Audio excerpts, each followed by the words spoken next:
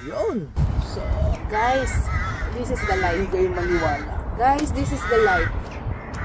We're not even here ng 12 hours maybe. 12 hours siguro, mga 12 hours pa lang kami dito. Pero I feel so relaxed. I feel so relaxed here. And so, parang familiar feel after yung mga travel namin, mga transfer, punta sa different countries. Parang yung pagbalik namin dito sa UK, parang there's something familiar feel about it na you feel relaxed and calm. So good. Tapos dito ka pa. Yung napaka-quiet na area dito sa UK, which is here in Bristol. So, today, magbe-breakfast muna tayo. Medyo chill-chill lang ng konti. No rush kasi may service naman.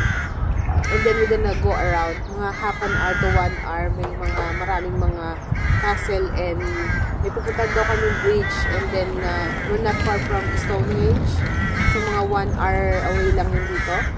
So, itong ini-stayan namin ay napaka very yung old British hotel, parang gano'n. No modern thing, wala. Parang talaga. Ang modern lang dito is wifi. Yeah. Tapos talagang marirelax ka talaga. Sobrang relax. Maririnig mo yung ipon, puro bridge yung makikita mo. Sobrang good.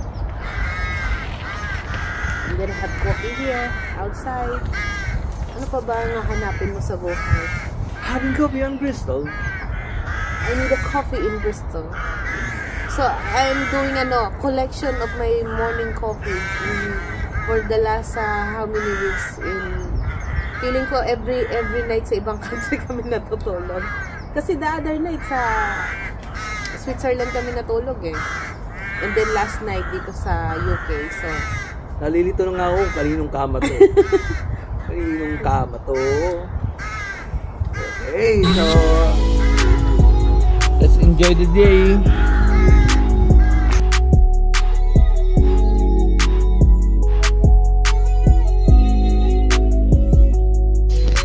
Yo, nakapagbihis na agad. Ang bilis, no? nakapaligo na tayo. Tao na naman.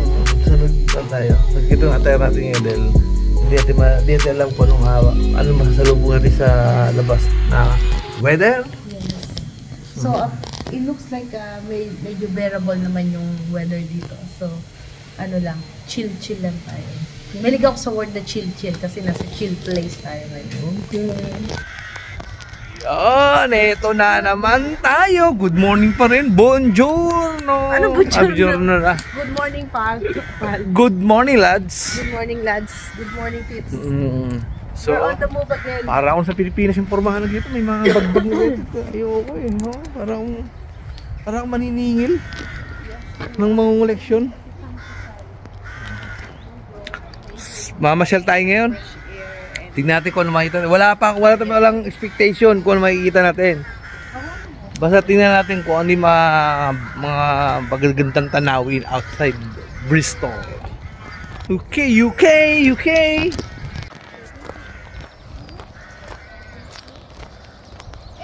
Yan yung yung service namin for 5 days. That's Renault.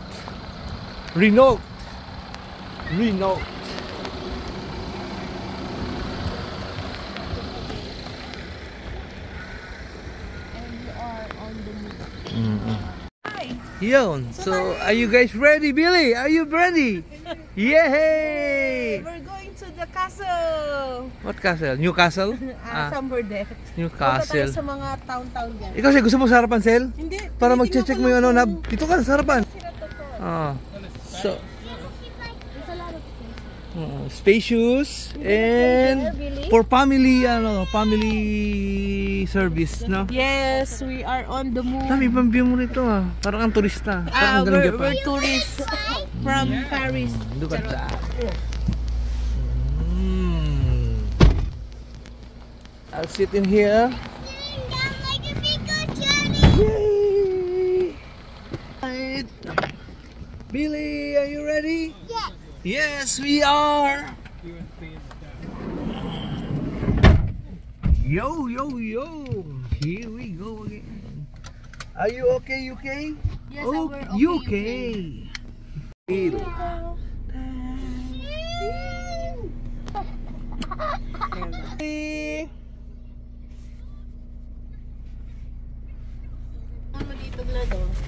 May charging okay din lang. dyan. Okay na. Okay lang. Naiwan ko rin yung family ko eh.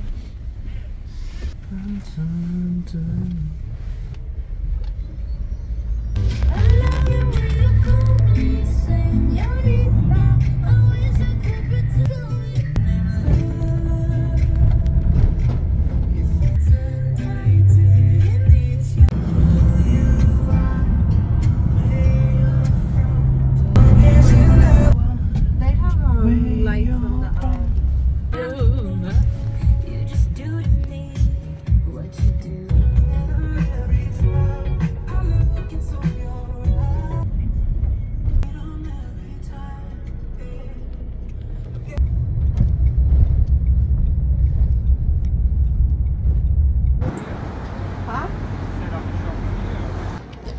We are just walking down the street, Yes! saying doobie. We're walking down here in going to St. Mary Redcliffe here in Bristol.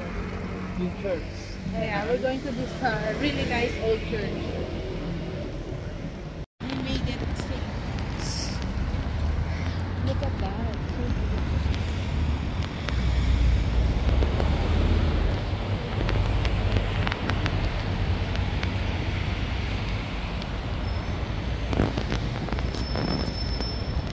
Ngayon sa may church ng St. Mary's Redcliffe in Bristol. Kapare ng pangalan sa no? Yung mga kalye. Hindi, suburb naman yung Redcliffe eh. Dito may street yung Redcliffe nila. So ayan.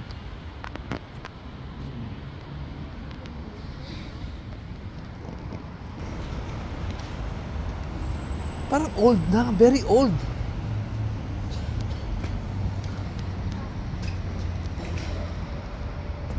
Very old, no? Let's just see. Welcome to St. Mary Redcliffe. Hindi natin nakasulat. Actually, wala tayong idea kung ano makikita natin dito. So, randomly lang tayo exploring the town. The fairiest, godliest, and most famous parish church in England, Elizabeth I.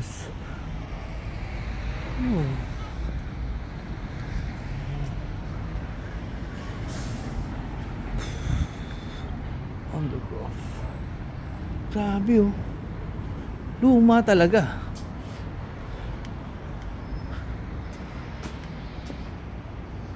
Toilets. Grabe, nakatakot. Sa iba to.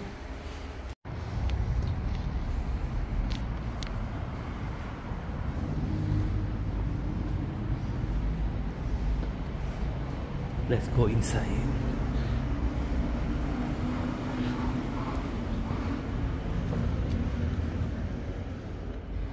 Very warm. Ito yung church nila.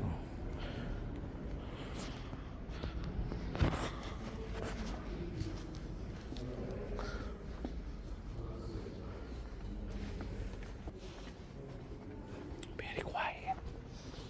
Nakakaping yung kapaligiran. Ako'y nabibingi sa kapaligiran. Kasi parang pa nagsalita ka mag-echo.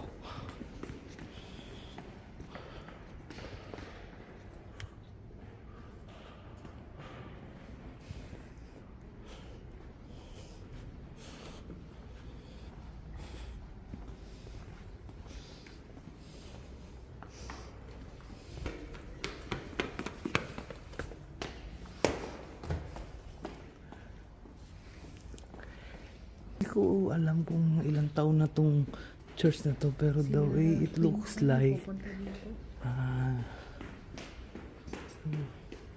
yung mga siguro si Queen Elizabeth dito pumunta. Grabe, luman-luma. Tingnan natin ha.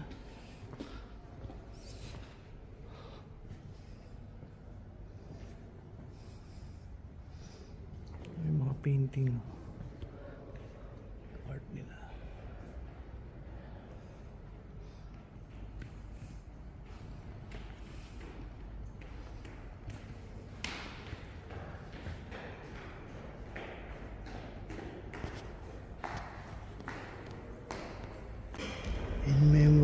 of William Clinton, who died 23rd of June 1819, aged 38 years. Also, June relic of the Bob, who died 31st of August 1842, aged 70 years.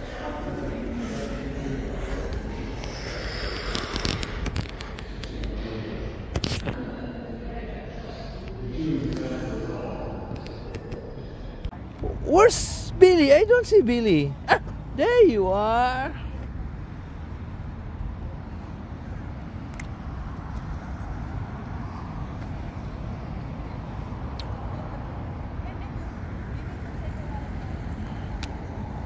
Ano lang? DN ano? DEN. Saan nakita mo noon sa love session? Kasi di ko na pasok yung loob eh. So, sa loob may mga grave doon, yung mga old, siguro mga historic figure dito sa lugar nila dito sa Bristol. And then merong kasamang aso. And then doon sa loob is the good thing is free to go. Doon sa loob pwede kang maalay ng kandila, ganoon, pwede kang magdasal. Very quiet, very solemn talaga. Tapos makikita mo yung mga ano ba yun ng priest yung sinusot nila? Abito? Abito ba? Yung mga old. Di ba sonata? Hindi ba? Hindi ko alam eh. Parang abito yata tawag sa ganun. Very nice. Maganda. Tsaka dito, maybe kasi early pa, pero napaka-peaceful. Kasi sa totoo lang, yung sobrang katahimikan, nakakabingin katahimikan, yung pumasok ako. Hindi ako tumagal. Hindi siya tumagal. Nabibigyan ako sa katahimikan. Pero I love yung mga ganitong feel. Yung mapipil mo na you're somewhere, you're there but you're in another dimension. So our host and our David. So yung service natin nandun. Okay, so gamihan na lang uli, no? Yes. Ano na to? Random. Pasyal-pasyal lang. We wanna have a look around dito sa town ba? See you later again. Yeah. See you later. Bye! May nakita kami dito. Ang laki ng Corona na beer, na bote. Two sizes. Corona. It's only 350 pounds. So may tayo inom yan. Ang laki Asahi. Ang laki ng bote. Nakakabote to. Heineken 675 Ken. Ang laki ng bote Ang laki ng bote, laki ng lata niya May San Miguel pa sila. May San Miguel pa sila dito. San Miguel dito. Yun lang. Look. Mamaya tirante. Ilang percent to? 7.25. Ilang percent? 4. na. Ilang percent? Then we're gonna have a look. It is 5.0 alcohol. 5.0 alcohol. Para rin siyang palang yung Asahi na iniinom ko. 5.0. Oh my God. May San Miguel din sila. Spanish nakalagay. Queen Square. Meron din silang Queen Square. Sila talaga ang original na Queen. Tapos pwede tayo pumunta. 6 o'clock gin. Look at the name of the bar. At the boat. 6 o'clock gin. That's a bar. Love, welcome to Netherlands. Welcome to Netherlands. It looks like Netherlands. We're in Amsterdam. Like, where's the bike?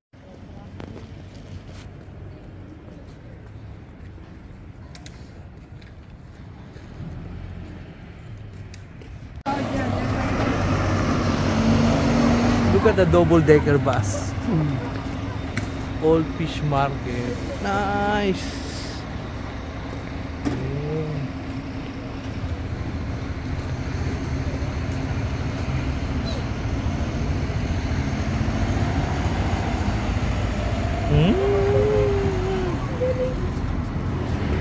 Yeah.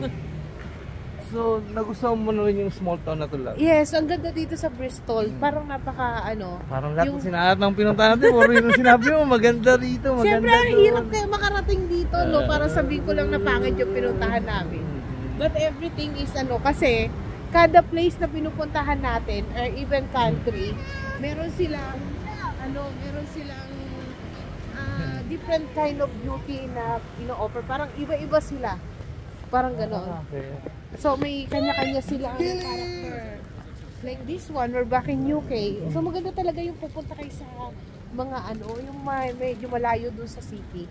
Kasi parang you can see how other people, live doon sa countryside, ganyan. Yung parang, curious ba? Nakikichismis ba? Mga marites. Ganun. So, yan, ingatan natin itong bike. Puro sa bike lang yan, bike lane. Yung side na yan, yung...